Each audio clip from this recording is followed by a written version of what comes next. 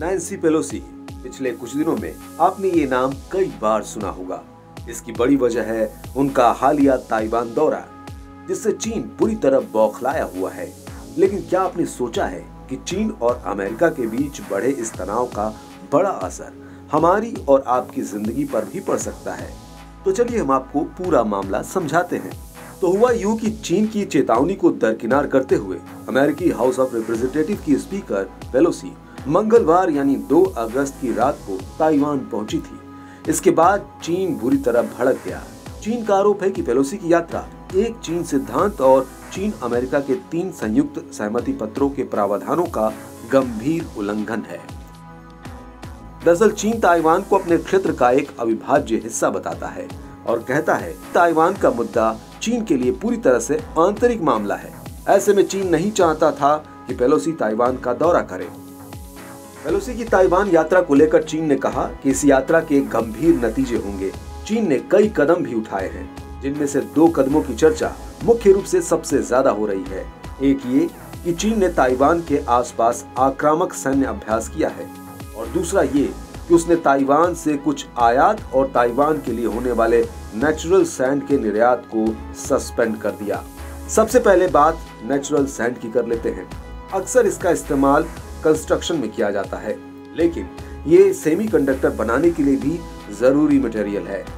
वही सेमीकंडक्टर जिसे बनाने के मामले में ताइवान को बादशाह के तौर पर देखा जाता है। सेमीकंडक्टर ऐसी चीज है जो आधुनिक होती दुनिया में हमारी जिंदगी का एक बहुत ही महत्वपूर्ण हिस्सा बन गया है। इसका इस्तेमाल मोबाइल फोन और कारों से लेकर घरों में इस्तेमाल होने वाले स्मार्ट इलेक्ट्रिक डिवाइसेस तक में होता है। बात सेमीकंडक्टर की हो रही है तो इससे जुड़ी चर्चा में हाल ही में एक नाम काफी चर्चा में रहा। वो है TSMC यानी ताइवान सेमीकंडक्टर मैन्युफैक्चरिंग कंपनी। दरअसल ताइवान की TSMC एक फाउंड्री है। इसका मतलब है कि ये सेमीकंडक्टर चिप बनाती है। CNBC की एक रिपोर्ट में बताया गया है कि TSMC के पास दुनिया की कुछ सबसे प्रमुख तकनीकी कंपनियों यानी एप्पल से लेकर एनवीडिया तक के ग्राहकों की एक लंबी लिस्ट है। काउंटरपॉइंट रिसर्च के मुताबिक TSMC का वैश्विक फाउंड्री बाजार में करीब 54% हिस्सा है। TSMC और बाकी कंपनियों के साथ कुल मिलाकर ताइवान के पास अकेले ही वैश्विक फाउंड्री बाजार का लगभग 2/3 हिस्सा है। अगर आप तस्वीर में साउथ कोरियन कंपनी सैमसंग को भी जोड़ देते हैं, जिसके पास वैश्विक फाउंड्री मार्केट में करीब 15% हिस्सा है, तो समझ आता है कि चिप बनाने के मामले में एशिया का पूरी दुनिया में दबदबा है। TSMC के चेयरमैन मार्क लियू का एक बयान काफी चर्चा में है। दरअसल उन्होंने एक इंटरव्यू में कहा है कि अगर चीन ताइवान पर हमला करता है तो TSMC की चिप फैक्ट्री ठप हो सकती है, क्योंकि ये वैश्विक सप्लाई चेन्स पर निर्भर है। अब बात चीन के सैन्य अभ्यास की भी कर लेते हैं। तो इसे लेकर चीनी अखबार ग्लोबल टाइम्स ने एक रिटायर्ड सैन्य अधिकारी के हवाले से बताया कि चीन के सैन्य अभ्यास की वजह से ताइवान में मुख्य बंदरगाहों और शिपिंग लेन्स के लिए खतरा पैदा हो सकता है और पूरी तरह ब्लॉकेज की स्थिति भी आ सकती है। तो कुल मिलाकर बात इतनी सी है कि अगर चीन की हरकतों की वजह से दुनिया के आम लोगों की जिंदगी पर जो सीधे असर होंगे, उनमें से एक बड़ा असर सेमीकंडक्टर मैन्युफैक्चरिंग इंडस्ट्री से जुड़ा होगा।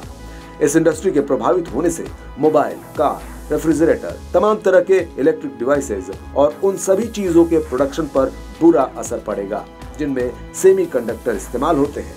अगर ऐसा हुआ तो इन चीजों के दाम भी बढ़ सकते हैं और दूसरे असर भी हो सकते हैं।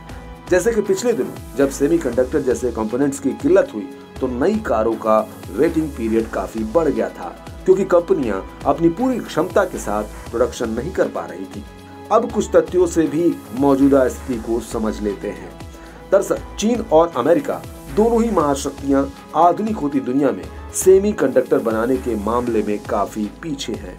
ऐसे में ये दोनों ही इस मामले में आगे बढ़ना चाहते हैं। इसी क्रम में अमेरिका ताइवान को लुभाने में लगा है। शायद इसी का असर है कि TSMC अमेरिका के एरिजोना में काफी आधुनिक चिप बनाने के लिए मैन्युफैक्चरिंग प्लांट बना रही है। अमेरिका करीब $52 बिलियन की फंडिंग के जरिए सेमीकंडक्टर निर्माण को बढ़ावा देने के लिए भी आगे बढ़ रहा है। अमेरिका का खास फोकस इस बात पर है कि तकनीक के क्षेत्र में चीन की पहुंच सीमित ही रहे। फिलहाल चीन की ओर से नेचुरल सैंड सस्पेंड किए जाने के कदम को ताइवानी मीडिया बहुत बड़ा झटका नहीं मान रहा, ताइवान न्यूज का कहना है कि इसका ताइवान पर बहुत सीमित असर होगा, क्योंकि चीन से होने वाला आयात खपत के कुल हिस्से का बहुत छोटा भाग है।